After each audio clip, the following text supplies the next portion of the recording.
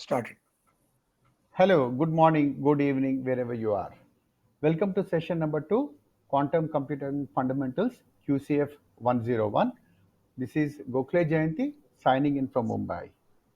And this is a continuation of a series of sessions, primarily to educate all the participants into quantum computing fundamentals.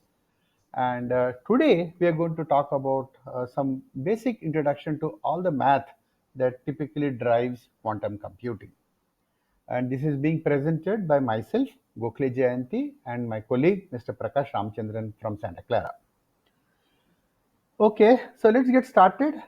And today we are going to have a brief overview of qubits, what we have discussed in the last session. Post that, we are going to talk about vectors, how to represent vectors, what exactly is the vector space, and we are going to understand the concept of an inner product of vector space or inner product of vectors within the vector space. This is also called as a dot product. We will see the implications of the inner product and what exactly we really get to understand by doing this operation. We will also move down to discussing and extending these concepts into a higher dimensional vector spaces like an n dimensional vector space, and we will be talking about that, generalizing these concepts. And we'll pick up a small bunch of problems which we discussed in session 1 and session 2. We will use Google Colab, and then I will demonstrate a few Python code snippets to perform some operations on vectors and matrices. So that should be covering about 45 minutes of the time. And when we say that we are going to talk about math that is required for quantum, please do not be scared. Please do not turn off your machines. We're going to do some very elementary high school level type of math.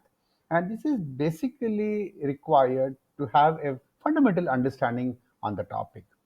I'm not getting into the intricate details of the so-called complex wave equations and things like that. Okay. So let us understand this entire concept from a very simple anecdote, which I found it very nice and witty, given in the book. And this is about a romantic story of a boy and a girl. Now, this is something like a boy and a girl meet up together, and the boy likes the girl. Maybe the girl also likes the boy. The boy really doesn't know about that, but he would like to get some sort of a behavioral indication from the girl whether the girl likes him or not. Right? So there are different approaches by which this entire scenario typically can be modeled. So what we will do is we will talk about a fundamental property, the basis property of what we call as a liking. And this basis property typically could be having two distinct states. The liking is yes and positive or true, or liking is not there, right? It's false. So these are the basic two states in the context of liking.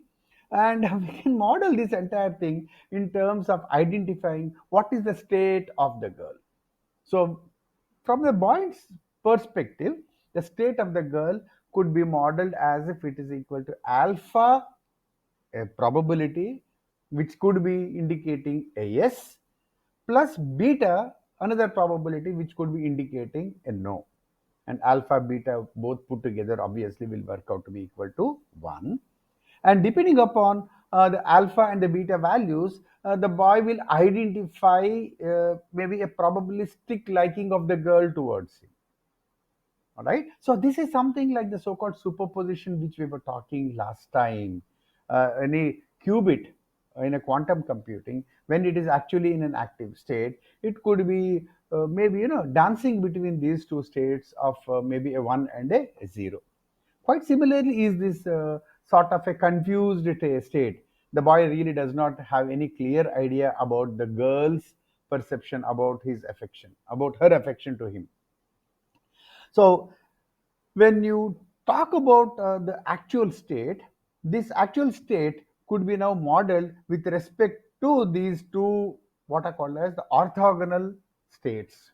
Remember, the reason why we call them as an orthogonal states is when the girl likes him, when it is yes, obviously no would not be there. Similarly, when the girl does not like him, then the yes would not be there, right? So the yes state and the no state, both of them would not be occurring at the same time. They are mutually exclusive phenomena. So that is why we call them as the orthogonal basis states or basic vectors, right? So when you look from the boy's point of view, he feels that the fact that the girl is always in a state of superposition, a probabilistic behavior of the state yes and the state no, right?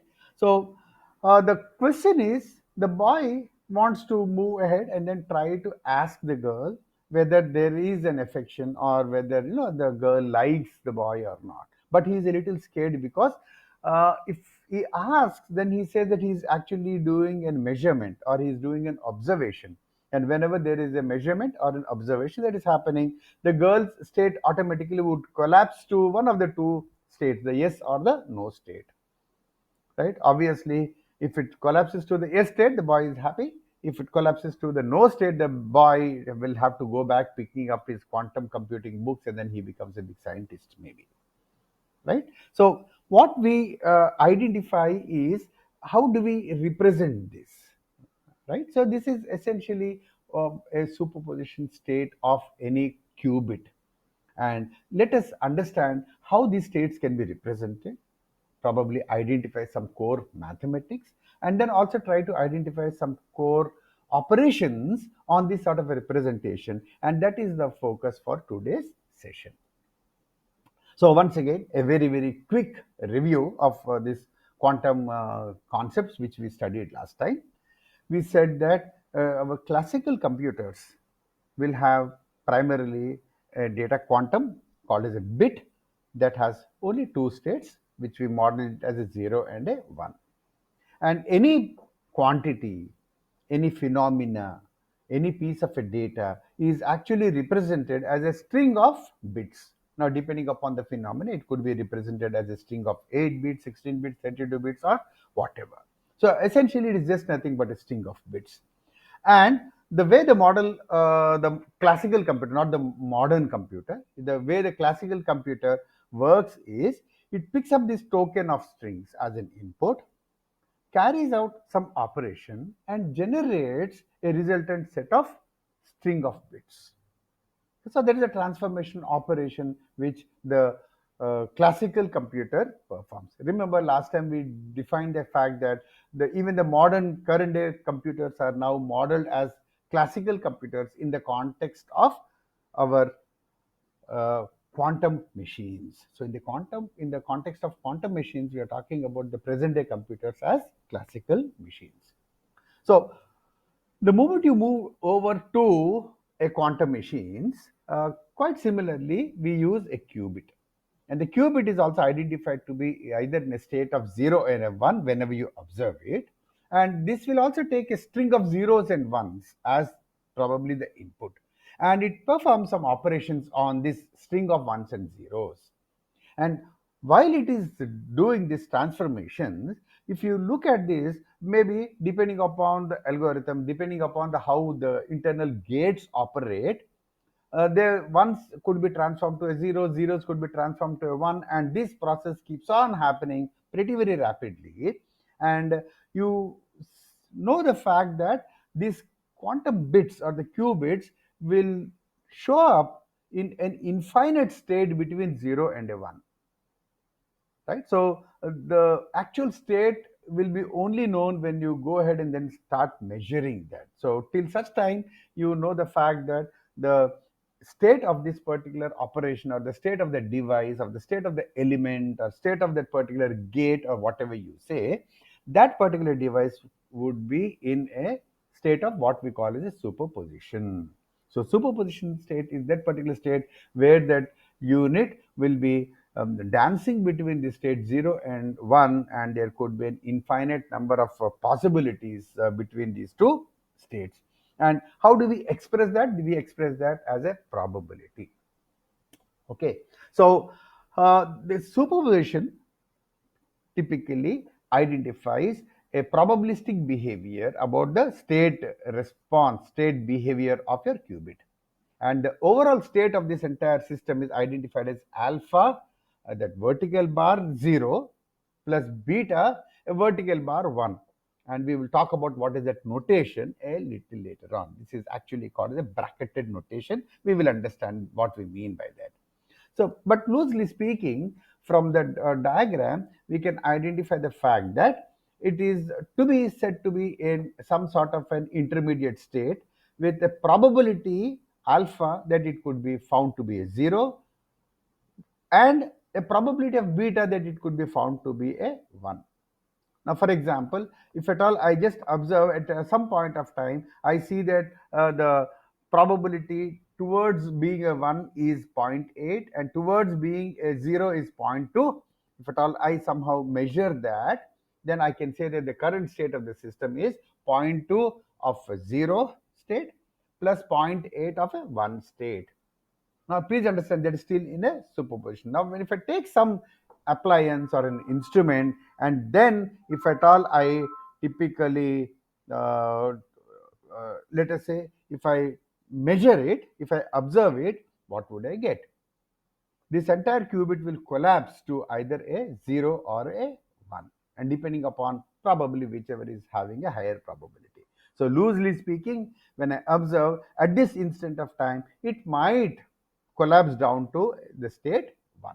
So, this is what we have been speaking all over again, and we are going to sort of reiterate this concept because this concept of superposition has to be very clearly understood. This is a small fuzzy concept, because when we talk about normal bit manipulations, we clearly know about zeros and ones, but the moment you talk about superposition, there is some sort of a fuzziness in its behavior. So that is the reason why we are overemphasizing this particular fact. So obviously now the qubit state is something which I need to take, and that becomes one unit of piece of an information which I am going to represent and manipulate. So all my operations will be in the context of the qubit state. So how do I typically write down the qubit state? The qubit state is expressed as this sort of a vector representation, I should say, right? Something like the state phi equals to alpha probability for 0 plus beta probability for 1. Alpha and beta are typically real numbers, which are the probability values ranging between 0 to a 1. Right? So that is basically the qubit state, and we know about it. Now, how do I represent that? How do I model that? How do I perform some operations on this particular state? Remember, there would be a function. This particular function or an element will be having to change the state of this qubit. So if I know this will be the state, then some modification will have to be carried out on this current qubit to realize a new qubit state. So I will have to have a proper representation in such a manner that we can also understand and express very clearly the transformation operations. So we have to model all these as a series of math operations. So when you talk about math operations, people once again get scared about the quantum math. The quantum math, quantum algebra, quantum mechanics, all of these areas are extremely mathematical and highly mathematical in nature, might not be of interest to us as well. So for us, we are looking at this phenomena, trying to come up with a representation so that we can identify how to write some quantum algorithms. That is our basic objective.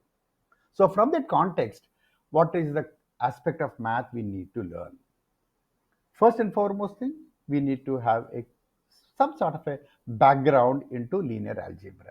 Now, linear algebra is something which we have done during our school days. So what I will do is I'll have a quick review of linear algebra also today. And that typically leads across to what we call as vector arithmetic. So we're going to talk about vector arithmetic as well. The probability is something that will have to be there inherent. We will not be talking about probability right away, but a little later we will just keep it for the future. We will have a small session even to discuss about the core aspects of probability. Every quantum operation is modeled as if it is a complex quantity that is getting uh, manipulated, a complex quantity that is getting operated upon. So we'll also have to have some sort of a understanding about how to represent complex numbers and what type of operations we can perform on complex numbers. So this is about complex arithmetic. We'll be also talking about that, not right away in this today's session. So these are the four basic, what do you call, the foundations that you really require to know. And once we know that, then we talk in terms of handling what are called as unit vectors. And we talk about unit vectors simply because most of the quantum computing operations are unitary in nature. Then we will also talk about matrix representations. The moment we talk about a complex system, then we talk about not just one single vector, but a collection of vectors represented through a matrix operations. And then we will also look at a bunch of algorithms, right? Some very standard algorithms like prime factoring and clear understanding about how the Fourier transformation works, and so on and so forth. These are pretty interesting areas to be in, and if you are into quantum computing or writing quantum algorithms, you need to have at least a minimum hands-on writing and developing these sort of algorithms. So we're going to move down towards that particular target goal. Okay. You don't have to worry about differential equations and you don't have to worry about calculus. So that is the reason why I put them in red. We are not going to use these differential equations and calculus and integral differential equations. We are not going to typically talk about that. So there's a small sigh of relief. Okay, so these are basically what we are going to talk about. We are not going to cover all of them today. We are going to initiate this process, and then over the coming weeks we are going to introduce each one of them as we move forward in the course. Okay, so with this, let us get started with typically a simple foundation into linear algebra. So what is linear algebra? Linear algebra is one nice branch of mathematics which talks about representing your real world phenomena in the form of vectors and matrices and identify operations which are some linear combinations out of this, linear operations on this. So that is typically what is your linear algebra. Now, for example, you want to solve a set of equations. These are typically what we call as simultaneous equations, right? We can just represent this entire bunch of equations, a set of equations, in the form of a matrix representation, and then we can use operations on these matrices to solve them. So this phenomena is leading down to what we call as a linear algebra. And the fundamental premise of a linear algebra is something like this. Any quantity can also be now represented as a linear summation of maybe your exponents, maybe known factors, maybe sinusoids, maybe any other known functions. Now, this is a very, very fundamental concept and a phenomena which we are going to exploit and use across this entire course, right? So, what goes into linear algebra is all about representing this data or information about a phenomena in what are called as vectors. So what is a vector? Just put up a column of numbers and that becomes a vector. And if at all you just arrange them in a two-dimensional grid form, we call this as a matrice or an array, right? So we have basic representations either in the form of a column vector or a row vector, or it could be in the form of, let us say, a two-dimensional representation of an array. What is the size of the array? How do we define that? It all depends upon the form of the data and the order of our computations. But essentially, this is how the information could be represented. It could be representing typically a state. It could be representing maybe a system of equations or it could be typically representing any specific parameter. Maybe these four values could be representing the coordinates of the start point and the end point of a line as well. It could be representing any phenomena, right? But this is how we normally use a linear algebra to represent a phenomena in the context of what we call as a vector. So what we will do is we'll understand now what this vector is and how to represent the vector, how to visualize the vector, right? So what is a vector?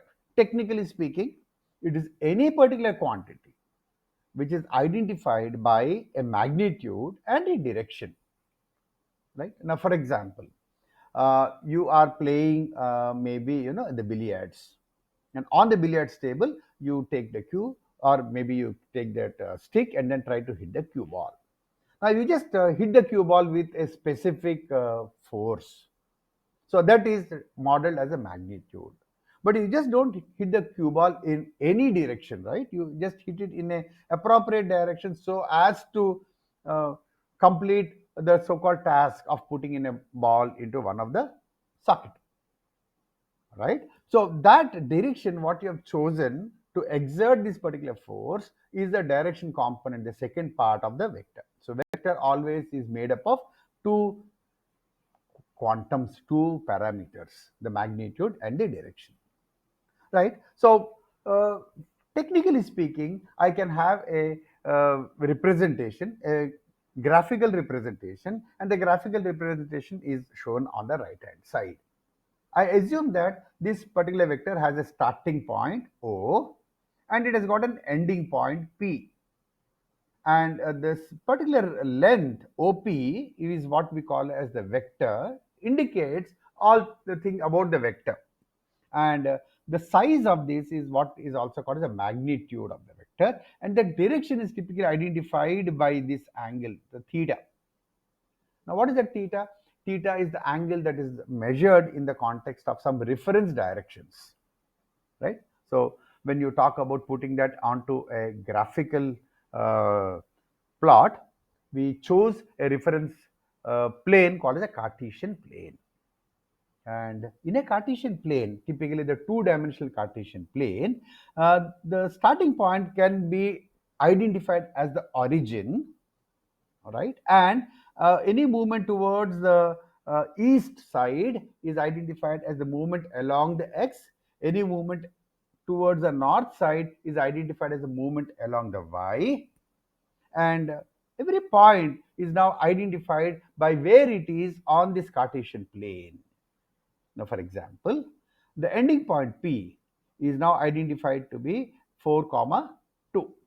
So that is the position of that particular point, and this line OP is now called as a position vector, a vector starting at O and then ending up at P, right? So the ending point is 4 comma 2. Now why do we talk about this 4 comma 2? Now if you look at this grid, right, on the Cartesian plane, that grid typically gives you an idea as to how I can sort of reach. Just imagine all these grid lines are crisscrossing roadways.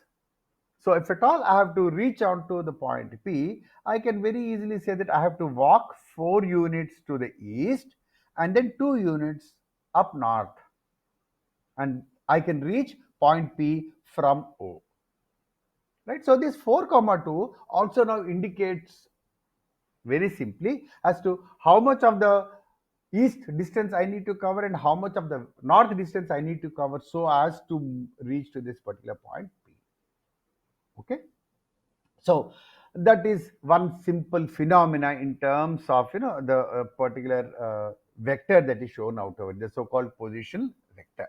So I can also now say that if I am at the origin O, I can say that my destination is at 4 comma 2. So that happens to be something like an address of that particular destination point P.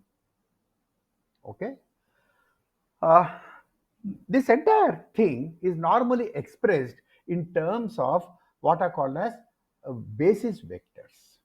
So, right, so OP is our vector having a magnitude and also a direction. Now we talk about what are called as the so-called fundamental vectors or the basis vectors. So what is that basis vector? If just consider a vector 1 0. What is that 1 0 means? Very much like this vector 4 2. 1 0 typically means it's a vector starting from here, ending here, 1 and a 0. Similarly, consider the vector 0 1. 0 1 once again is a vector starting from here, ending at this place. So 1 0 is a vector which is going along the east x-axis, and 0 1 is a vector which is aligned along the north or the y-axis. And because it is 1 0 or 0 1, the magnitude is also equal to 1, and that is the reason why these are called as unit vectors.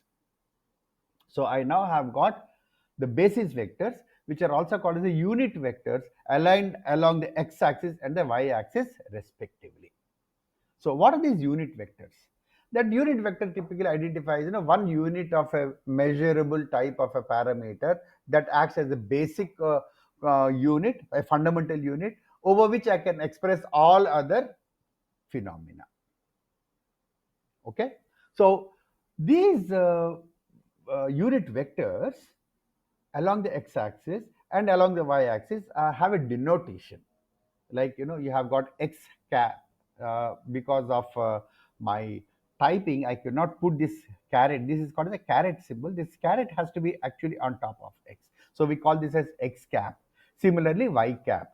So x cap and y cap are the names that are normally suggested for representing the unit vectors. There are some cases where people refer to this as I hat or I cap, and also j hat or j cap. So that is also another convention. So convention is something that is only in the context of how you denote it, but as long as you understand the concept of a vector, that should be absolutely fine. Okay, I'll give you yet another analogy. Let us say I've got a bag, and the bag has some fruit. So someone says that the bag has 5 fruit. So the magnitude is 5. And the bag can contain either apples or oranges, right? No other fruit is allowed to go into the bag. So now I say that at this particular point of time, my bag has got 3 apples and 2 oranges, right? So I can now model this entire bag as if it is a vector 3 comma 2. And what are the unit vectors out there? 1 unit of an apple and 1 unit of an orange, right? So if at all I have a slice of an apple, that's still permitted, then I would say that I have got 0.5 units of an apple, but it will always be 1 apple as a unit. In terms of that 1 apple, I specify how many units of apple I have in the bag, right? So I now say that the apple unit and the orange unit are orthogonal to each other. One is not dependent on the other, right? So these are independent representations of pieces of information. So here also we say that these basis vectors are orthogonal vectors. So x cap and y cap are, let's say, I cap and j cap are these two orthogonal vectors. They are perpendicular to each other. So we'll also understand what do we mean by these orthogonal vectors. Crudely speaking, the projection of one on the other is equal to 0, which also means the fact that both these two are independent of each other, mutually exclusive to each other. So that is the meaning of orthogonality as well. Okay. So what I can now say is something like this. Give me any two-dimensional vector. So these are two-dimensional vector, right? 0 to 4 comma 2. I can now decompose this as components of the unit vectors along x-axis and along the y-axis. So I can say that this is made up of 1, 2, 3, 4 unit vectors along x-axis, 1, 2 unit vectors along the y-axis, right? So this is how I can say that any vector can be decomposed as a linear combination of the unit vectors, the x hat and the y hat, could be I hat and the j hat, right? And what is the magnitude? Magnitude is this. So if at all you apply the Pythagorean theorem, then you know the fact that the magnitude of this is typically identified as V is the vector. Normally vector is identified with that bar on top, indicating the fact that this is not just only a number, but it is a number associated also with a direction. So that indicates a vector, and we just have these two parallel lines or the vertical lines indicating that we are talking about the magnitude. The magnitude is evaluated to be equal to an under root of square of x and square of y. The sum of square of x and square of y, sum them together, and then we evaluate the square root. Okay, so that's the magnitude. Obviously that will be just nothing but this is the magnitude, the blue line which you see, right? So it is just nothing but the hypotenuse of this right angle triangle. We apply the Pythagorean theorem out there. From a representation point of view, the vector is now denoted as a tuple of two values, as a group of two values, 4 and 2, right? You can also put this as 4 comma 2, or more specifically, if at all you want to store this information in array for processing purposes, let's say Python array, you can remember this or store this as a one-dimensional array, 1D array. So when 1D array, you put them as 4 and 2. These two values are separated by comma, and then put them into an array structure denoted by the square brackets. So this is how you represent this also in a array, right? So a vector can now be represented by an array as well. So if at all I can now have some array based operations, I can extend that onto operating on vectors. And why vectors? Our qubit state can be denoted as a vector in a vector form. So that is the reason why we are going through a quick introduction to all this vector algebra as well. So as I told you, the magnitude of the vector is calculated using the Pythagorean theorem. So this is an example. So the magnitude of this is 4 square plus 3 square. Sum them together, under root of that will be giving you the magnitude, right? So apply the Pythagorean theorem. So on similar lines, we can identify a vector in three-dimensional space. So in three-dimensional space, you normally have got the x-axis. In this scenario, the x-axis is one axis that is coming out of the page, and the y-axis is along the so-called let's say the length of the page, and the z-axis is along the height of the page, right? So you have got these three axes. So you have got the x-axis, the y-axis, and the z-axis, and P is now a point in that so-called three-dimensional Cartesian space, right? P is a point. And notice the moment you talk about P is a point, we identify the point with respect to the three coordinates x, y, and z. Now what is this x, y, and z? X, y, and z are said to be the distance of this particular point away from the origin along the three axes, the x-axis, y-axis, and the z-axis. And once again, I have purposefully picked up this particular notation out over here so that you will be familiar. There will not be any confusion. So here I have got the context of denoting the unit vectors.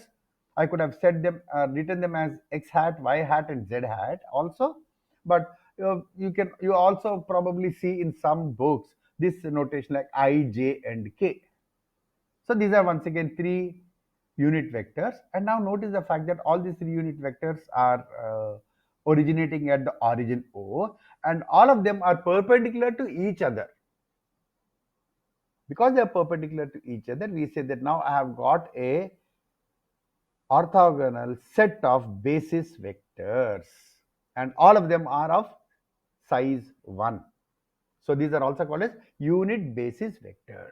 And the moment I got these unit basis vectors, I can now denote the actual vector. Where is my vector? OP is the vector. Remember, this is my OP. If you can see in the next diagram, the second diagram to the side, this OP, the line in the pink, is the actual vector. How did I get that? A line joining the origin to the point P. And if at all I identify this particular point P can now be put up as small projections. So one projection is I can just project it onto the z-axis. So that is a projection, and this typically will tell me the z number of units I have to move from the origin along the z-axis. Okay, number one. The other projection is I can take this point P, drop it down onto the xy plane. Now understand, this is my xy plane, a two-dimensional plane. And when I project it, there will be a point of projection called as Q. And this particular Q point is now identified to be maybe y units away and x units away respectively along the x-axis and the y-axis from the origin. So now obviously what does it mean? All these distances, x units away, y units away, z units away from the origin, all of them are now specified in terms of the unit vectors, unit basis vectors.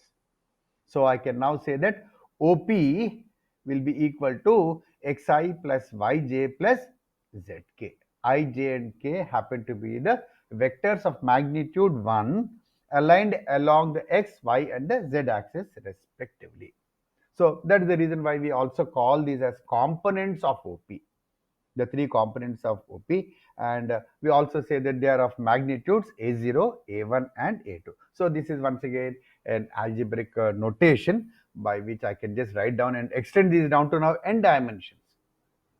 So let's imagine I've got a point P in an n-dimensional space. It might be very difficult to imagine because normally we are reasonably familiar and comfortable with imagining things in a three-dimensional space.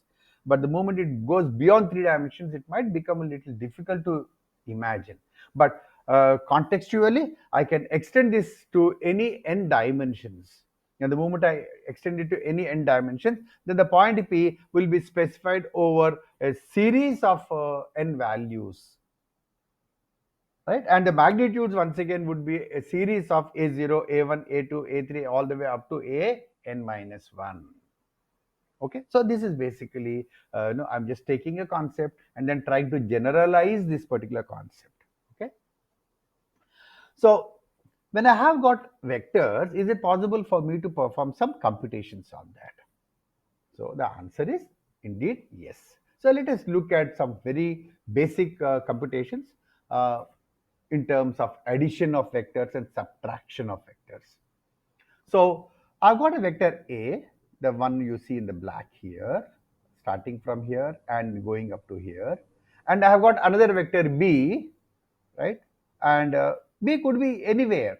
But the moment I have got B specified in a specific direction and of a particular magnitude, I can say that the B could be starting here and then I model it to be going this way. So the magnitude is B for the second vector, magnitude is A for the first vector. And this would be the final point after I handle both the vectors.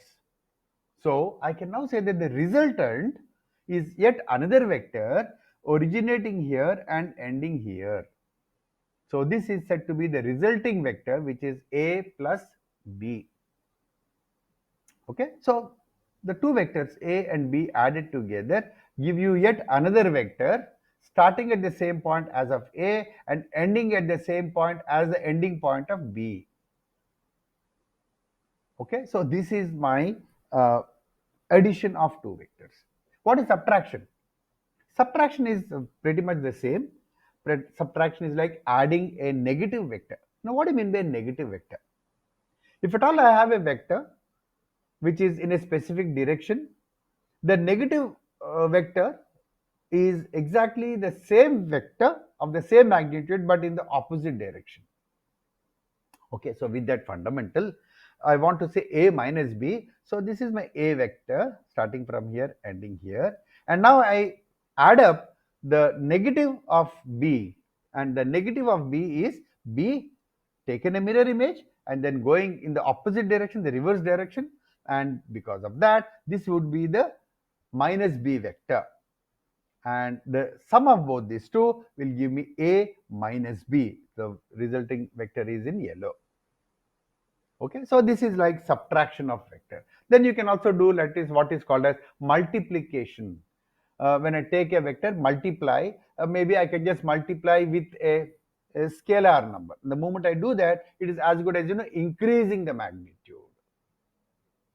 Right? I can also have got vectors multiplied with another vector. So we have two different forms of this. We call this as a dot product and also a cross product. We will talk about both of them in a little bit of a detail. Okay, so I can define a series of vector operations. So what are the operations I can perform on the vector? A scalar operation on a vector, or a vector operation on a vector, or a vector operation on an array. We'll be talking about the use of arrays a little later on, but I can take a vector and then operate it onto an array, or I can take an array, operate it onto yet another array. So this is basically like two arrays uh, operating over each other. So it's something analogous to array multiplications. One array A and the other array B, we just create a product of both these two. So this is also called as matrix multiplication. It has got a lot of significance in terms of operations. So we can see that also. Now the question is, yeah, these are the operations which I can define on arrays. So how do I typically implement it? At this particular point of time, we can use a Python, and Python supports a nice library called as numpy. So we can use this numpy library, and using this, I can create what is called as an ND array, n-dimensional array. So that n-dimensional array could be a one-dimensional array, a two-dimensional array, or a three-dimensional array, whatever it is.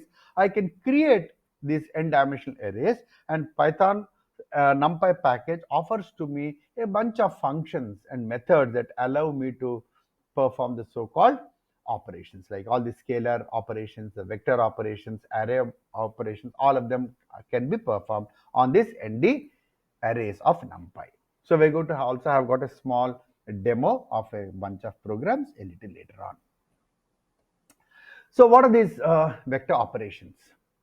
Okay, so when you have got two vectors, for example, like v1 and v2, I say that v1 has let's say the three members 1, 0 and 1, and similarly v2 is also having three members -1, 2 and 3. Just imagine both these two vectors denote two different points, p1 and p2. So I've got op1 as one vector, op2 as a second vector. Then I can perform this vector addition of two vectors.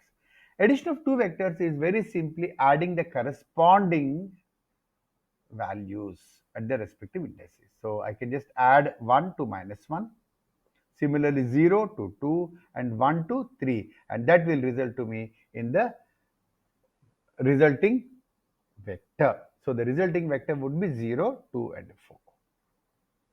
Right? On similar lines, I can talk about v1 minus v2. Right? Obviously, what am I going to do? From each of the corresponding elements of the first vector, I subtract the elements of the second vector. So it will be 1 minus of -1, 0 minus 2, and 1 minus 3. So this will be the resulting vector. Right? So pretty very simple. You can also write it yourself by using a very simple looping structure, or you have got directly vector operations that are operatable. You can just directly perform that in numpy. What is a scalar multiplication? Now scalar multiplication primarily allows you to scale the size of the vector. So it changes the magnitude of the vector, does not really alter the direction. Remember, the direction is still the same.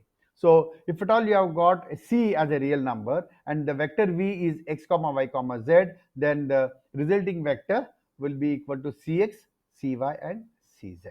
So each of the component of x, y and z would be multiplied by the constant c. So that is your scalar multiplication. So that is the other type of an operation.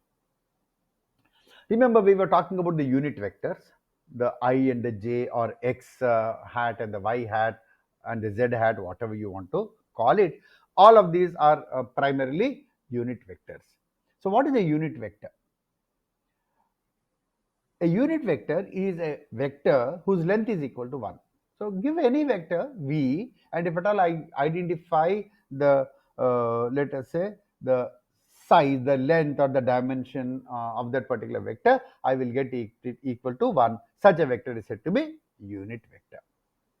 Right? Remember, a unit vector need not always be aligned along the x-axis or the y-axis. If the unit vector is aligned along the x-axis or the y-axis or the z-axis, then I say that these are unit basis vectors. Okay? So what we normally now define is not just only unit vectors. In a given two-dimensional space, I will pick up unit vectors which are aligned in the x and the y directions. So they will be identified as the unit vector I and the unit vector j, having this representation of 1 0 and 0 1. So what is this 1 0? 1 unit along the x-axis, 0 units along the y-axis. Similarly here 0 1 means what? 0 unit movement along the x-axis, 1 unit movement along the y-axis. So that is the reason why this is the j unit vector along the y-axis. So extending this, I can also define the unit vectors in the three-dimensional space. So this will be I, j and the k, and this is your representation as well. So the idea is something like this. The moment we have these unit vectors, any vector v now can be identified as a linear summation of these unit vectors. So if at all I've got a vector x comma y comma z, that is just nothing but x times the unit vectors I, y times the unit vector j, and z times the unit vector k. Okay, so it becomes easy now. So I'm now talking in terms of a decomposition. So any vector now can be decomposed as a linear combination of these basis vectors, the I, j and the k vectors. So this is what I mean to say by the decomposition. So for example, here you have got the vector 3x and 2y. So that means what? 3 units along the x and 2 units along the y. So normally represented as a column vector 3 2. So I can now put this out over here, and if at all I just put it onto my Cartesian plane, these black lines which you see typically denote the basis axis, and this is my point, and v is my vector. The green line is my vector, and now you see it is 3 units along the x-axis and 2 units along the y-axis. Fine. So what has happened is this particular point P is now chosen to be a point in a specific Cartesian plane where the units are, let's say, 1 unit size. That could be 1 centimeter, 1 kilometer, whatever it is. It's 1 unit in size. And with that, I've got a very, very simple representation saying the fact that this is made up of 3 unit vectors along the x, 2 unit vectors along the y. And that is how I have this sort of a representation here. So what is that representation? 3 vertical bar and x hat and greater than. So this is what is called as a ket notation. A ket notation. We'll be talking about that bracket notation. Prakash will bring in this particular concept. He will explain what is this bra and a ket. So this is a ket notation as we call it. Similarly, with regards to the second component which is there in my vector v, it is 2 units along the y. So it is like 2 vertical bar and then y hat, and then you put this greater than line. So this is the ket for 2 units along the y axis. So basically it means what? V is composed of 3 x units and 2 y unit vectors. Okay. Now the fundamental question is, how did I choose these basis vectors? Okay, so you can say, can I not choose an alternate scale? Yeah, very much. You can choose an alternate scale. For example, look at this blue line here. The blue line here is a totally different scale. So we call this as scale as x prime, and similarly this scale as y prime. So I got to an alternate scale to represent the same vector. The vector will still be the same. Understand this. The vector will still be the same. The magnitude of the vector is also going to be the same. Direction is also going to be the same. Only what is happening? The scale of reference is different. So imagine you are having this vector spoken in one universe, and the same vector is now looked upon in a totally different universe, has got a different look and feel, as simple as that. But from the vector point of view, it is the same vector.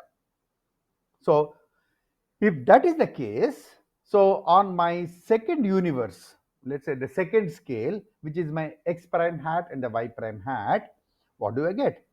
This entire units will be 6 units along the x prime unit vectors and 4 units along the y prime unit vectors.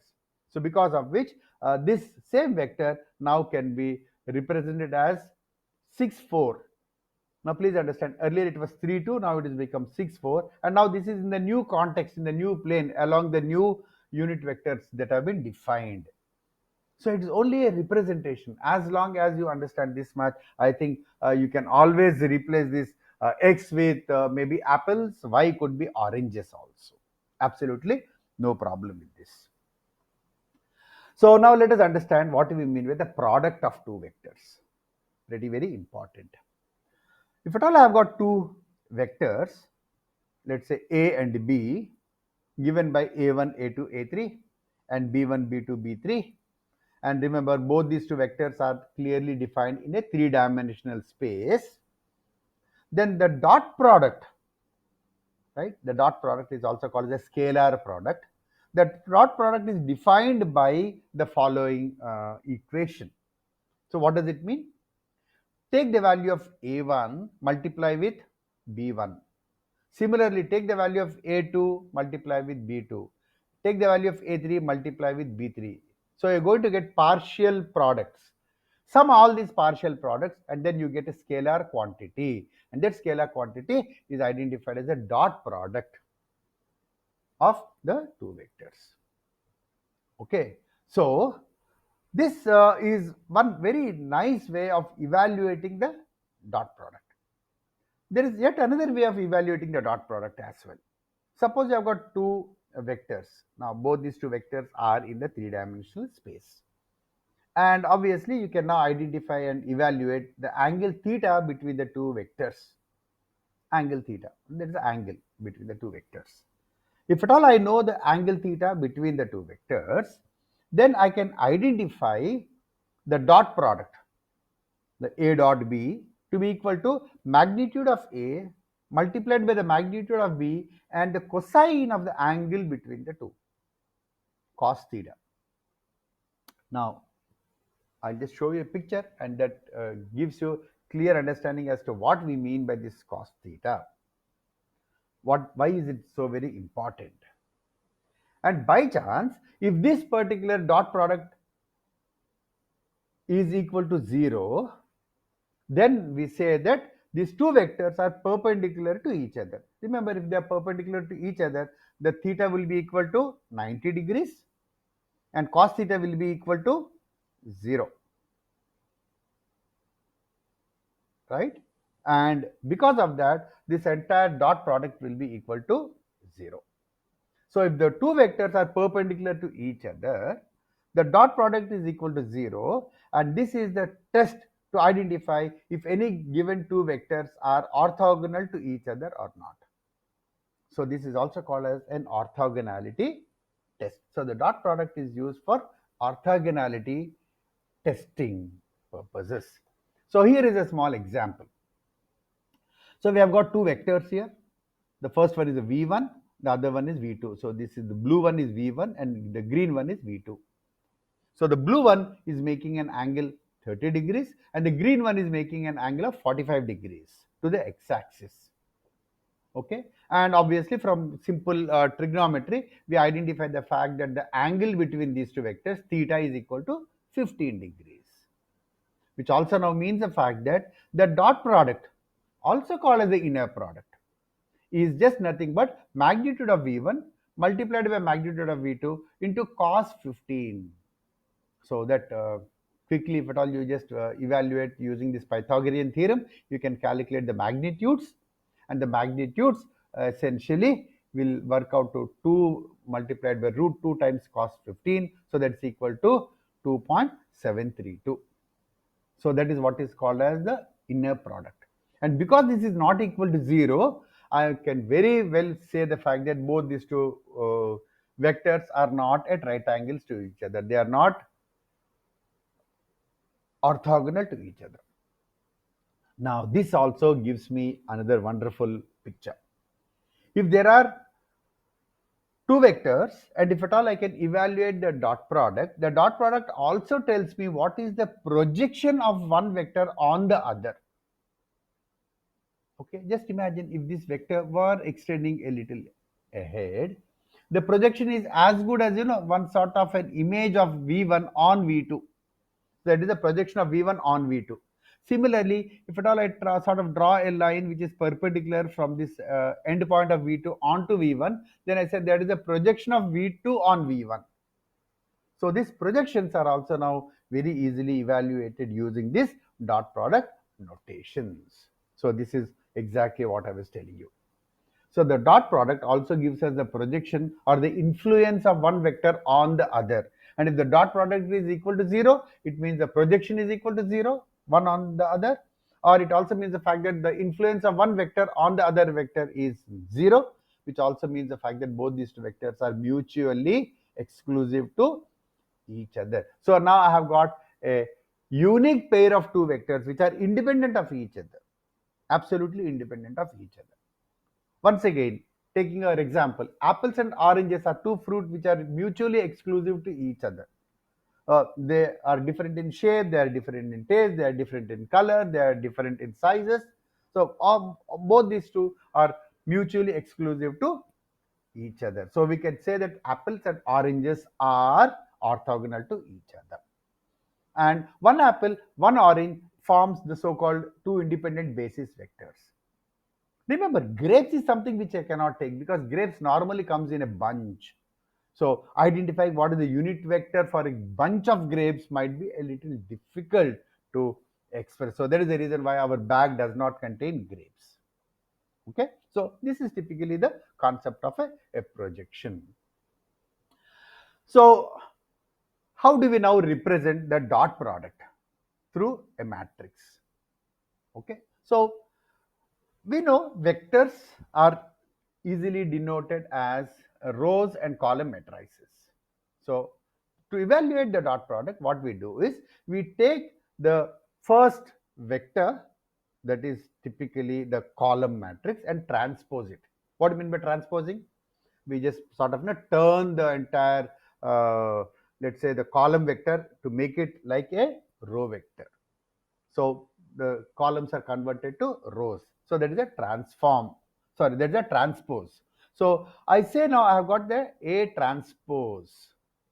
I take this A transpose, multiply with the B vector, the column vector, and the resultant is just nothing but my dot product. So if at all I take the A1, A2, A3, the elements of the A transpose vector, multiply with B1, B2, B3, the column vector, I obviously will be getting A1, B1 plus A2, B2 plus A3, B3. That is just nothing but my dot product. Okay, so vectors which are represented as matrices can also be used to calculate the dot product. Vectors which are represented in the magnitude and the direction form can also be used to evaluate the dot product. So both of them typically would be the same. Here is a small thing which I need to tell you. You will be hearing a little more about this from Prakash a little later on. We have the concept of what is called as an orthogonal and orthonormal vectors. Okay, so whenever I have got two vectors, remember any two vectors, and if they are perpendicular to each other, obviously the dot product will be equal to 0. And in that particular case, we say that both the vectors are orthogonal to each other. Okay, which also means the fact that I can extend this concept and then create a set of vectors. And I say that I now have a set of vectors. All these vectors are mutually orthogonal to each and every other vector. And now I have got a set of orthogonal vectors. All of them are mutually orthogonal to each other. Incidentally, such vectors are good for my decomposition purposes. So So essentially, mathematically, the statement that is written is something like this. You take a vector I, take a dot product of any other vector j, and if this works out to be equal to 0, then I say that vector I and j are orthogonal to each other, and this has to be applicable to all values of I and j, I not equal to j, right? So that is exactly how we say that we define this orthogonality over a set of vectors. Okay.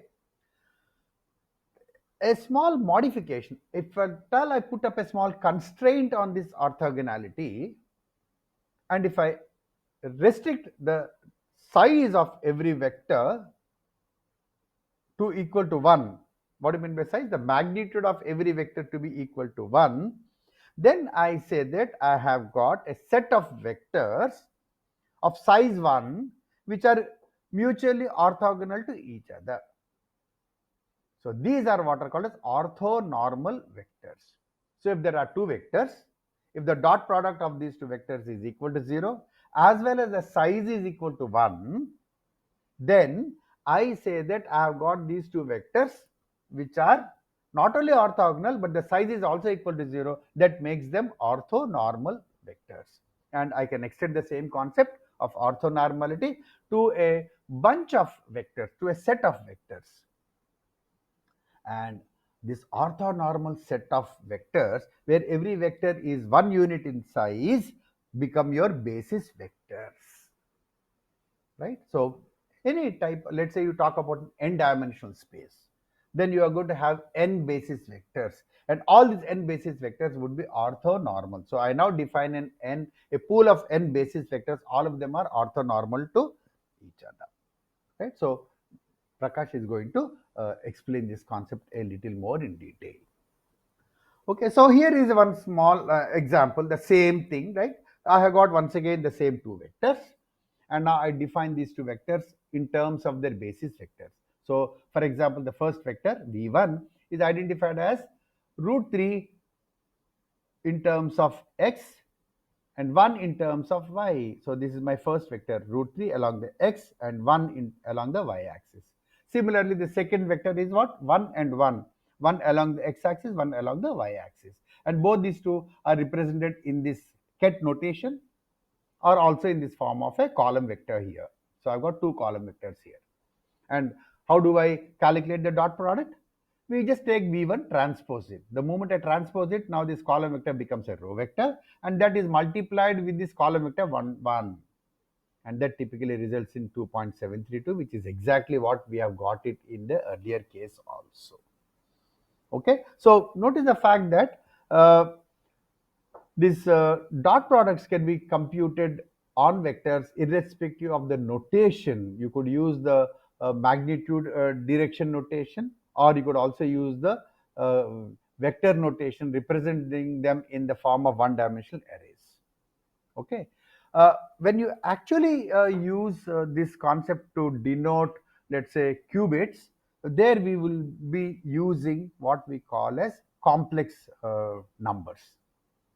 And the moment we talk about complex numbers, then the so-called representation slightly changes, right? So what we do is, instead of taking directly the numbers, one of the vector would be taken up as a complex conjugate.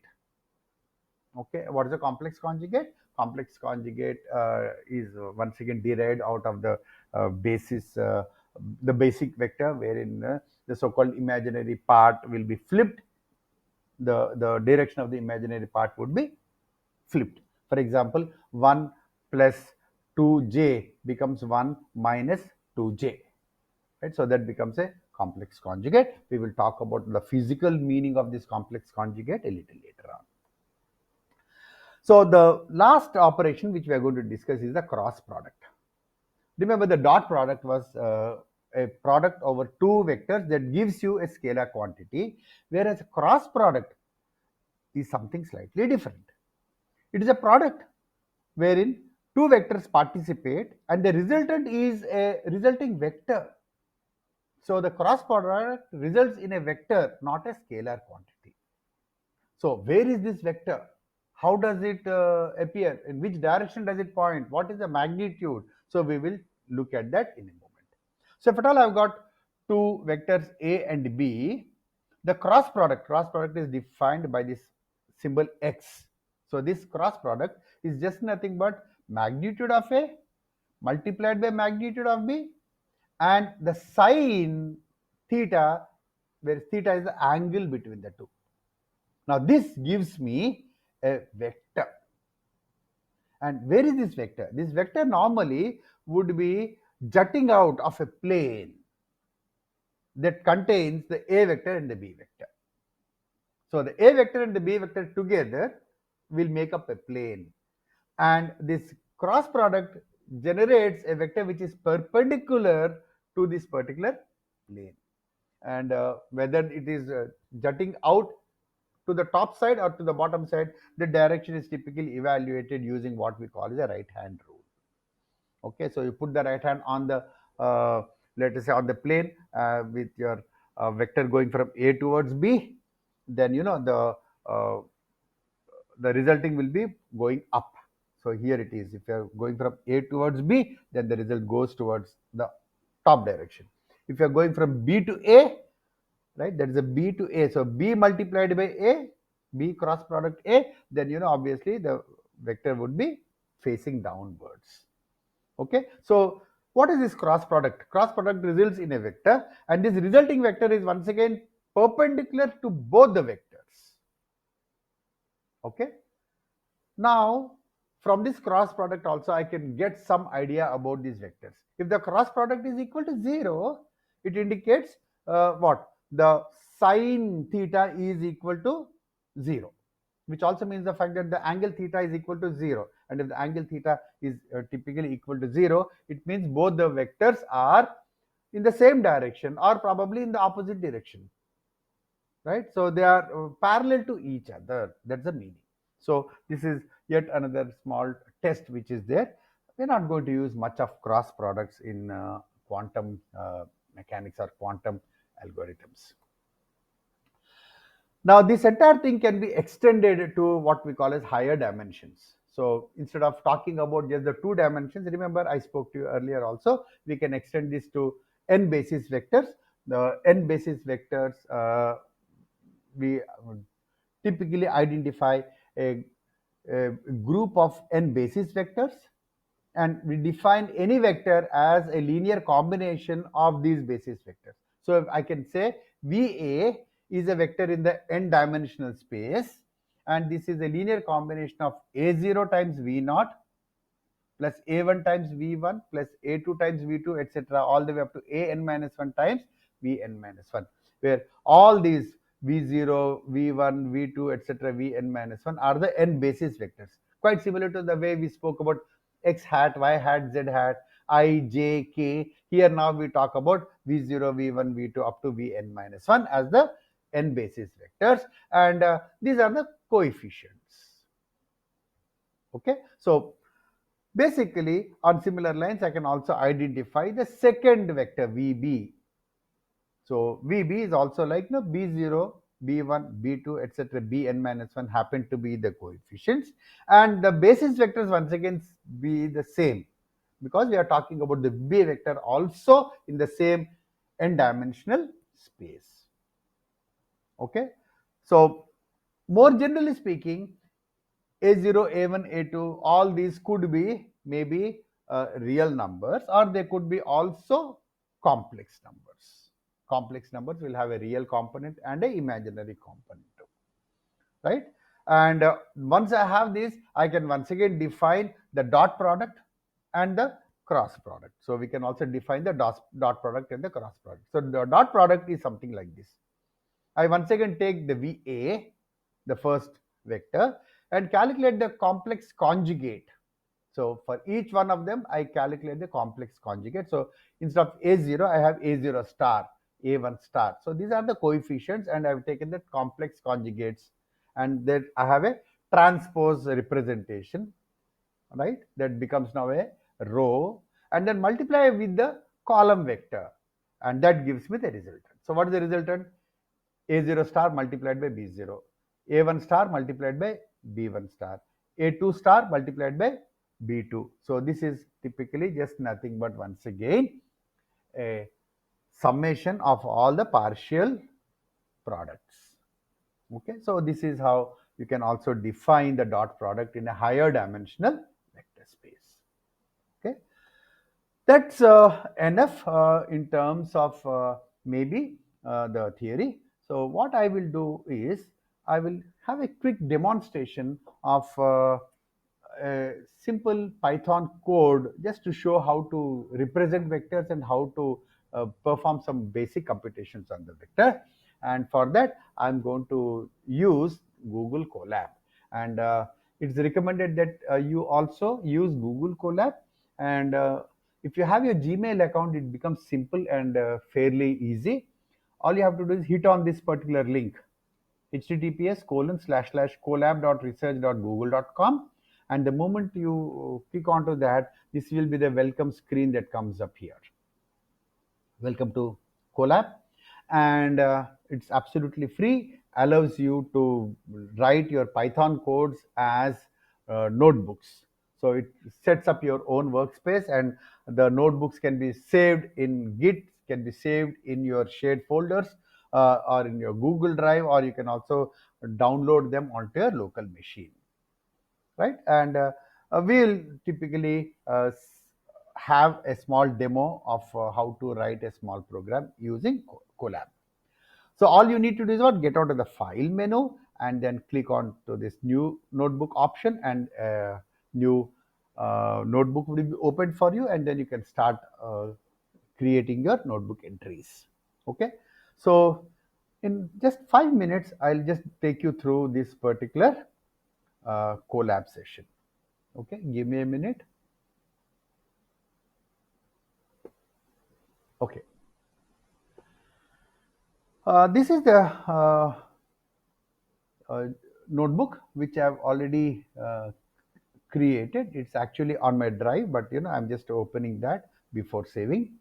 So I have my notebook here, and the notebook has got multiple cells. Each of the cell is something like a small piece of Python code which you can test it out. Let me first clean up this entire notebook in a minute, showing some executions.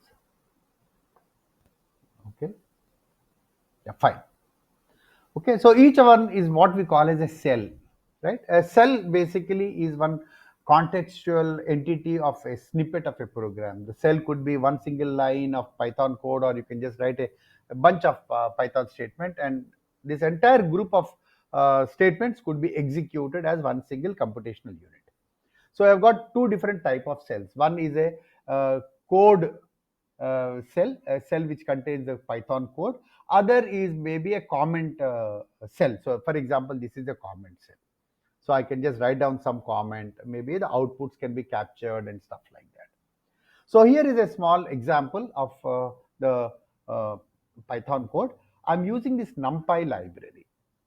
NumPy is a very powerful numeric computational library provided on the Python, and you can just download that using a pip install onto your machine, or when you're using this notebook, it is already made available to you, so you don't have to install it separately. And making this available as part of your program is done by your import statement.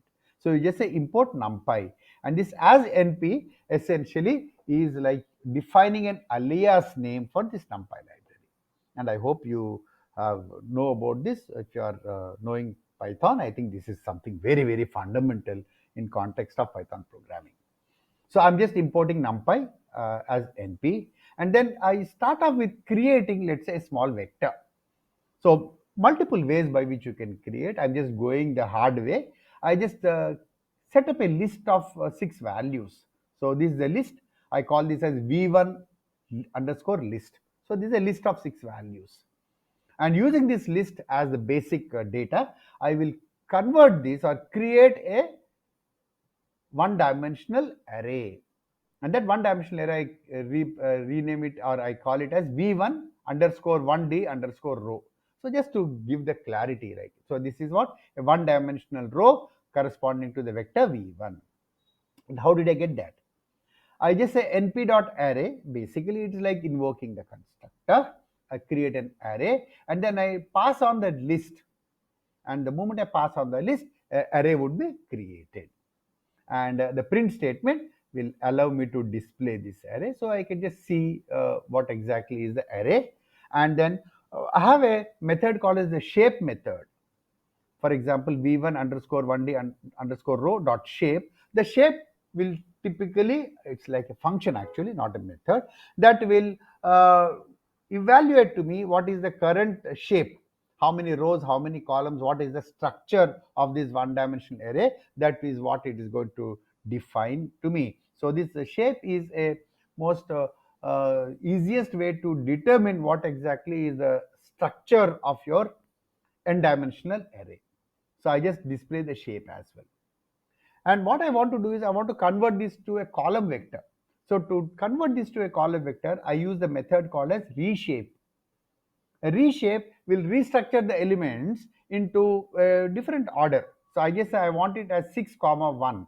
That means what I want it as 6 rows of one value each. So this means what, it will give me a column vector.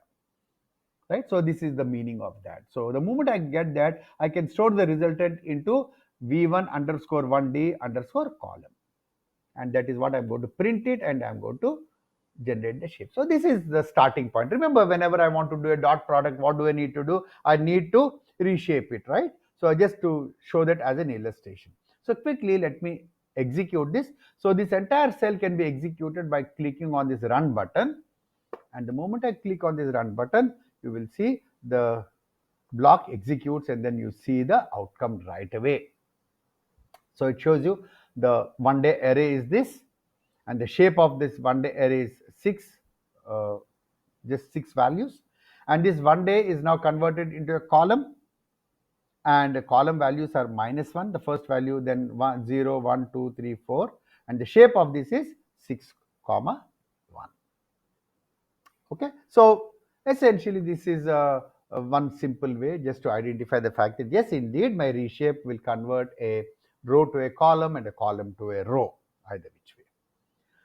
So I can now perform some operations on the column vector. So I will perform some very simple scalar operations. Now this is the beauty of the numpy array. Remember, I have this v1 underscore 1d underscore column. This is one column vector. And if I just say plus 5, this is a vector operation that is happening. 5 will be added to every element of this column vector. So it is like a vector operation that is happening. So it is also what is called as a scalar addition onto a vector. A scalar quantity is being used to add up to the elements of that particular vector. So I just do that scalar addition. Similarly, I can also perform multiplication. So this 5 is multiplied into each and every element of that particular column vector. So let us quickly see that. Remember, the column vector was what? -1, 0, 1, 2, 3, 4. And let me execute that. You will see the outcomes. Scalar addition will be adding 5 to every element. So you get the outcome as 4, 5, 6, 7, 8, 9. And similarly, multiplication by 5 is every element is multiplied by 5. So the first element becomes -5. The second element is retained at 0. Third, fourth, fifth, and sixth element will be appropriately modified to become multiples of 5. So I can do a scalar operation onto a vector. Okay, so that's the second thing. What I can now do is, on similar lines, can I not create the so-called basis vectors? So let me just create the basis vector. So I have got x hat and y hat. These are the two basis vectors, 1, 0 and 0, 1. Right? So I have got my basis vectors.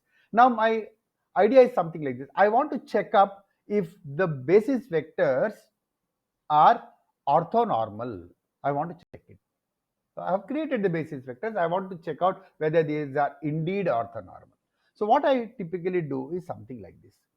First, I will create or calculate the magnitude. So what is the magnitude? Remember, I have got these values, right? A square plus b square under root. That is the magnitude. So I take this x hat, this value. Similarly, the second value, the squares of both these two added together, and this is a square root. I'm not using the pow function, I'm directly using this double star to indicate exponentiation in Python. Fine. So this will be the magnitude for x hat, similarly the magnitude for y hat. I print them out. Okay. And what I can do is I can use this method called as v dot. Now v dot is a method as part of the numpy library, and it takes two vectors as parameters and then evaluates the inner product or the dot product between these two. There are two similar looking methods, a dot and a v dot. Please remember, a dot is used basically on normal simple scalar quantities, whereas v dot is used in the case where the quantities are even imaginary in nature or the complex quantities. So we use this v dot so as to perform what is called the complex dot product. So I use np dot v dot and then pass this value to x hat and y hat, and I get the dot product, and that dot product is my inner product. Okay, now I do a bunch of quick checks, right? So I just print out the inner product and I will check out if the inner product is equal to 0. So if the product is equal to 0, obviously now I know for sure they're orthogonal. I want to determine if they are orthonormal also, and for that I will check if the magnitude of x hat and the magnitude of y hat, both of them should be equal to 1.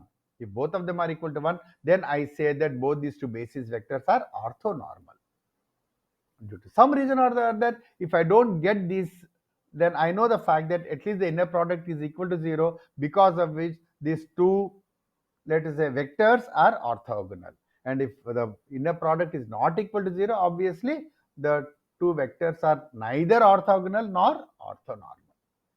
In this particular case, because I have taken the vectors as 1 0 and 0 1, definitely they would be orthogonal in nature. If you just modify these values, you will definitely see that they might be orthogonal but not orthonormal, or they might not be even orthogonal or orthonormal depending upon the values you give to these vectors. Okay, so let us quickly run this code and then check out here. You just see magnitude of x hat is equal to 1, magnitude of y hat is also equal to 1, and the inner product is equal to 0, because of which I can conclude the fact that x hat and y hat are orthonormal. Okay, so if at all I can do that, what I can do is I can do the similar type of a thing using a vector representation. Okay, so I can typically talk about x hat and y hat as unit vectors, and then I can typically work it out on a totally different set of two vectors. Remember, this was the problem that was there in the book, so we're trying to write down the code for that same problem. So the first vector is square root of 3 comma 1, and the second vector is 1 comma 1. So we will calculate the inner product. Remember, this was supposed to be given to is 2.732 or something like that, right? The angle between them is supposed to be 15 degrees. So we're going to even calculate that here, indeed, whether it is 15 degrees or not. So what I'm doing is something like this.